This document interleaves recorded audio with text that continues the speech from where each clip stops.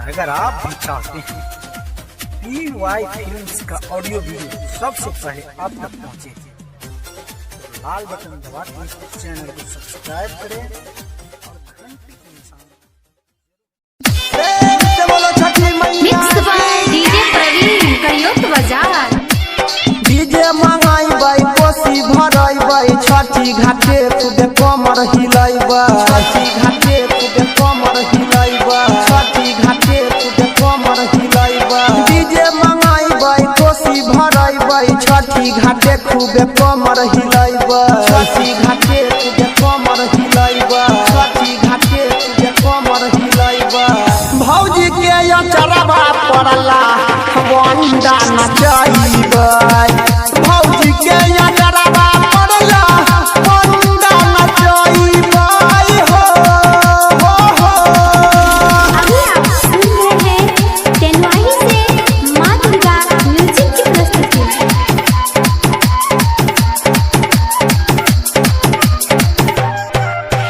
DJ Krishna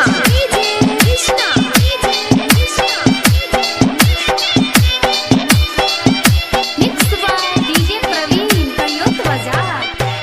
ठेकुआ बनाई बाई भुसवा बनाई बाई मधुबनी जाके है नारियल लईबा मधुबनी जाके है नारियल लईबा मधुबनी जाके है नारियल लईबा ठेकुआ बनाई बाई भुसवा बनाई बाई सिरहा बाजार से नारियल लईबा मधुबनी जाके है नारियल लईबा मधुबनी जाके है नारियल लईबा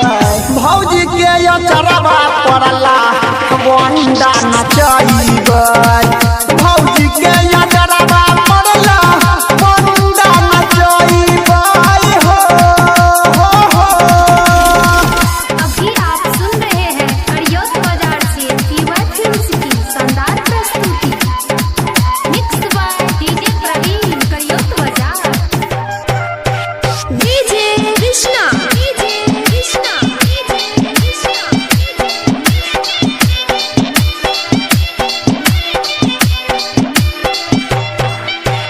केला मंगाई बाई घाट निपबाई बाई झालर मोती से घाट चमकैबा झालर मोती से घाट चमकैबा झालर मोती से घाट चमकैबा केला मंगाई बाई घाट निपबाई बाई झालर मोती से घाट चमकैबा झालर मोती से घाट चमकैबा झालर मोती से घाट चमकैबा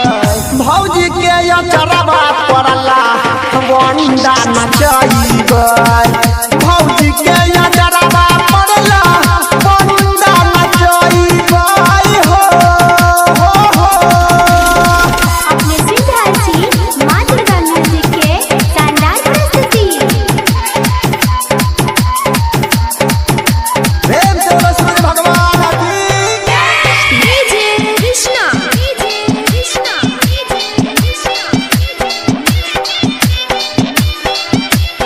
mix by DJ Praveen Kariyot बाजार।